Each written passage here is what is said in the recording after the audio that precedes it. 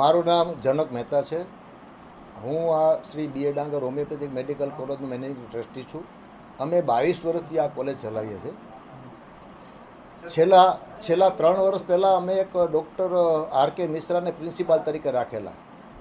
એની કામગીરી બરાબર ન હોવાથી અને એના બીજા અમુક પ્રકરણો બહાર આવવાથી અમે ડૉક્ટર આર કે મિશ્રાને ટર્મિનેટ કરેલા છે. અને એ ટર્મિનેટ કર્યા એ દરમિયાન એમનું કહેવાનું એવું હતું કે હું તમારી કોલેજને કોઈ પણ સંજોગોમાં બંધ કરાવીશ. એટલા માટેથી આ 6 મહિના પહેલાં પણ આ ટાઈપનો પ્રયત્ન કર્યો હતો. અત્યારે પણ ફરીથી આ અમારું જે ઇન્સ્પેક્શન આવ્યું હતું એના હિસાબે પણ આ ટાઈપનો એક પ્રયત્ન કર્યો છે. ઇન્સ્પેક્શન જે આવે છે એ તો અમારા રેગ્યુલર દર વર્ષે દરેક કોલેજ અમારે રાજકોટમાં હોમિયોપેથિક મેડિકલ કોલેજ 8 છે. દરેક લોકોને ત્યાં ઇન્સ્પેક્શન તો દર વર્ષે આવતા જ હોય છે. બરાબર, એવી રીતે રેગ્યુલર અમારે ત્યાં પણ ઇન્સ્પેક્શન આવે છે અને એ એનું કામ કરે છે. એમ અમને એવો બીજો કોઈ નેગેટિવ રિપોર્ટ કે એવું બીજું કંઈ મળ્યું નથી અત્યાર સુધીમાં. એટલે બીજો કોઈ કાંઈ સવાલ નથી. અને અમારો અભ્યાસ બાબતની આપને વાત કરીએ તો તમે યુનિવર્સિટીમાં થોડી તપાસ કરી શકો છો.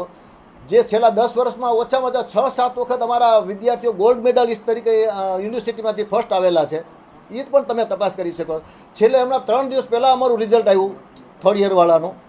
તો એમાં પણ અમારો યુનિવર્સિટી ફર્સ્ટ વિદ્યાર્થી અમારી કોલેજનો આવેલો છે. અને અમારા વિદ્યાર્થીઓને આપ ગમે ત્યારે પણ તપાસ કરીને પૂછી શકો છો. ભણવા અભ્યાસ બાબતમાં અમારી કોલેજનું અત્યારે ખૂબ મોટું નામ છે અને ખૂબ સરસ રીતે અમે ચલાવીએ છીએ. અમારે કોઈ સ્ટાફની ગેરરીતિનો કે આવો કોઈ સવાલ નથી અને ઇલીગલ સ્ટાફ ભરવાનો કોઈ સવાલ નથી. અમારી તો જૂની કોલેજ છે, અમારી પાસે પૂરેપૂરો સ્ટાફ છે. લાયકાત વગરનો કોઈ એક પણ સ્ટાફ અમારી પાસે નથી, એક પણ સ્ટાફ નથી. સાથે સાથે અત્યારે જેટલા આ માહોલ અત્યારે બની રહ્યો છે આર કે મિશ્રા કે જે તમને બદનામ કરી રહ્યા છે, તો બીજી તરફ એની પાછળ પણ કોઈ રાજકીય નેતા, કારણ કે મોટા ભાઈ એ માણસ ના, મારા મોટા ભાઈ રાજકારણમાં છે જ, પણ એની સાથે એને કાંઈ લેવા દેવા નથી.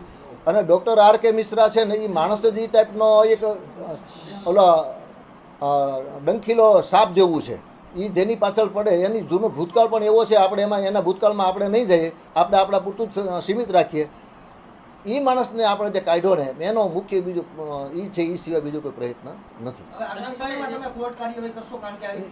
જો આમાં વસ્તુ શું છે, આમ હિસાબ વિસ્તાર કરીએ ને તો હાથી હાલ્યો જતો હોય ને જે કૂતરા ભસતા હોય ને તો એમાં આપણે કંઈ કોર્ટમાં જવાનું ના અંતે છે ને એવો કાંઈ મતલબ રહેવાનો નથી.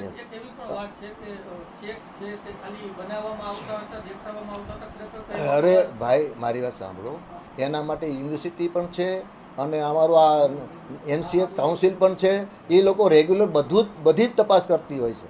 અમારા ઓડિટ રિપોર્ટથી માંડીને બધા જ છે ને ફોર્મ 16થી લઈને બધું જ એ લોકો ચેક કરતા હોય છે અને દર વર્ષે ચેક કરતા હોય છે. આ એક વખતની વાત નથી, સવાલ જ નથી. ના, જો એમાં વસ્તુ એવી થાય, હવે ઇન્સ્પેક્શન આવે એ એકદમ રેગ્યુલર રૂટીન ક્રમ છે. હવે એને તમે કેવું સ્વરૂપ આપો, એમની એને કેવું સ્વરૂપ આપે એ તો ખાલી આના ઉપર જ આધાર હોય ને. જો એમાં એવું વસ્તુ થાય, જો ઇન્સ્પેક્શન આવે ને કોઈ પણ જગ્યાએ આ ઇન્સ્પેક્શન આવે, માનો કે તમારા લોકો કે મીડિયામાં વાળાને કંઈ ઇન્સ્પેક્શન ન હોય, પણ તમારી મેડિકલ કોલેજમાં ઇન્સ્પેક્શન હોય કે કોઈ પણ જગ્યાએ ઇન્સ્પેક્શન હોય કે યુનિવર્સિટીમાં ઇન્સ્પેક્શન હોય, ત્યારે લોકોએ જાગૃત થઈ જવું પડતું હોય. શું રિપોર્ટ આવ્યો કાલે? રિપોર્ટ ન આવે, રિપોર્ટ આવશે 2-4 મહિના પછી. સવાલ જ નથી, ગેરરીતિ કોઈ કરવાનો સવાલ જ નથી. અમે અમારું સંસ્થાનું નામ છે ને શ્રી બી એ ડાંગર કોલેજ રાખેલું છે. એ અમારા એક વડીલના નામ ઉપર છે. અમે એના માટે છે ને પૂરેપૂરા જાગૃત છીએ. અમારી બદનામી થાય એવું અમને કોઈ પણ સંજોગોમાં પોસાય નહીં. અને અમારે કાંઈ કોઈ બિઝનેસ આ ધંધા માટેથી નથી કરતા, અમારા બિઝનેસો પણ છે, એટલે એનો કોઈ સવાલ છે જ નહીં.